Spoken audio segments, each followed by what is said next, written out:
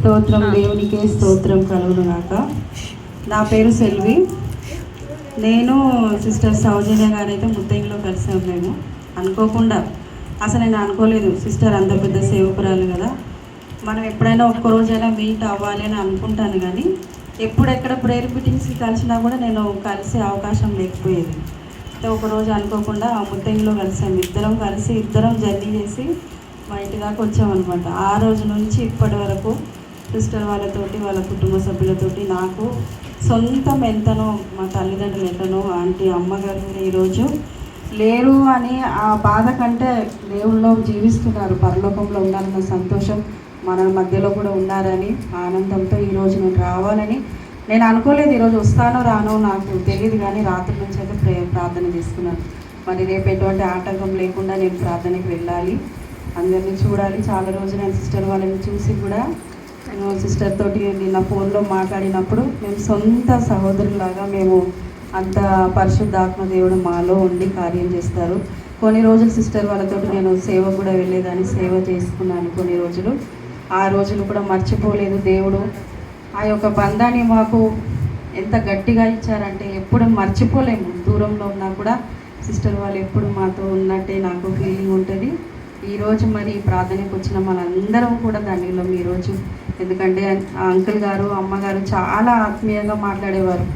అసలు మనం ఒక్కరోజు పరిచయమో 2 రోజులు పరిచయం తెలియదు, కానీ అంత తొందరగా అంకుల్ వారు కూడా మా ఇంటికి వచ్చి మాతో మాట్లాడి, మా ఇంట్లో ప్రార్థన చేసి మా అందరితో ఆత్మీయంగా ఉన్నారు. ఈరోజు లేరు, కాకపోతే దేవునితో దగ్గర ఉన్నారని ఈరోజు నేను నా సంతోషాన్ని నేను పంచుకోవాలని నేను ఈ చిన్ని సాక్ష్యం నేను చెప్తూ, సిస్టర్ వాళ్ళ మినిస్ట్రీ కూడా ఇంకా బహుగా దేవుడు వీళ్ళని వాడుకోవాలి. వీళ్ళకి దేవుడు తోడుగా ఉండి మనందరూ ప్రార్థనా బలం కూడా సిస్టర్ వాళ్ళకి చాలా అవసరము. ప్రతిరోజు మనం వారి కోసం మన ప్రార్థనలో పెట్టుకుందాం, రోజు అందరం కలిసి ప్రార్థన చేస్తాం. ఇంకా దేవుడి చిత్తం సిస్టర్ వాళ్ళతోటి ఏం చేయాలనుకుంటున్నారో అది నెరవేర్చాలని ఈ మినిస్ట్రీ తరపు నుంచి నేను ఈ చిన్న సాక్ష్యం పంచుకుంటూ దేవుడు తోడుగా ఉండాలని నా యొక్క ఆశ, కోరిక. థ్యాంక్ యూ సిస్టర్, ఈ అవకాశం.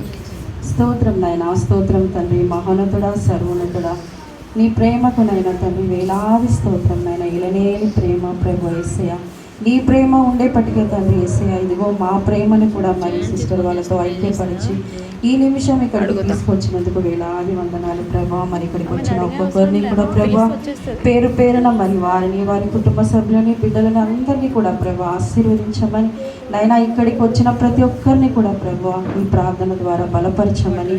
మరి అమ్మగారు నాయన కూడా మాకు సొంత తల్లిదండ్రులే ప్రభా, మరి వాళ్ళు ఈరోజు లేరు, కానీ నీ నిత్య రాజ్యంలో వాళ్ళు ఉన్నారని మేము నమ్మచ్చు నైనా. మరి వారి సంకల్పం, వారి ప్రార్థన ద్వారా మరి సిస్టర్ సహోదరులందరూ కూడా మంచిగా వీరి కుటుంబాన్ని ఆశీర్వదించమని. మరి 2 సహోదరులు ఉన్నారు, వారి కుటుంబ సభ్యులు ఉన్నారు, పిల్లలు ఉన్నారు, అందరినీ కూడా ఆశీర్వదించి బహుగా ప్రభావం ఫలింప చేయమని నాయన. నీ చిత్తం నాయన. మరి సహోదరులు ఇద్దరు మరి వాళ్ళ ఏది చేయాలో మీరు వారికి నేర్పించి చేయమని నైనా, బహుగా ఘనంగా వాడుకోవాలని నైనా. ప్రతి ఒక్క కుటుంబానికి విడుదలనైనా తండ్రి యేసే, ఇదిగో వీరు ప్రార్థన చేసినప్పుడు ప్రతి కుటుంబంలో విడుదల దయచేయమని తండ్రి. మరి సిస్టర్ వారు ప్రార్థించినప్పుడు మరి ఎవరికైతే అనారోగ్యం ఉందో స్వస్థతను దయచేయమని.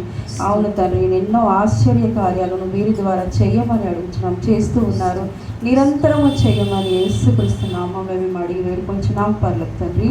ఆమేన్, ఆమేన్, ఆమేన్. థ్యాంక్ యూ అక్క.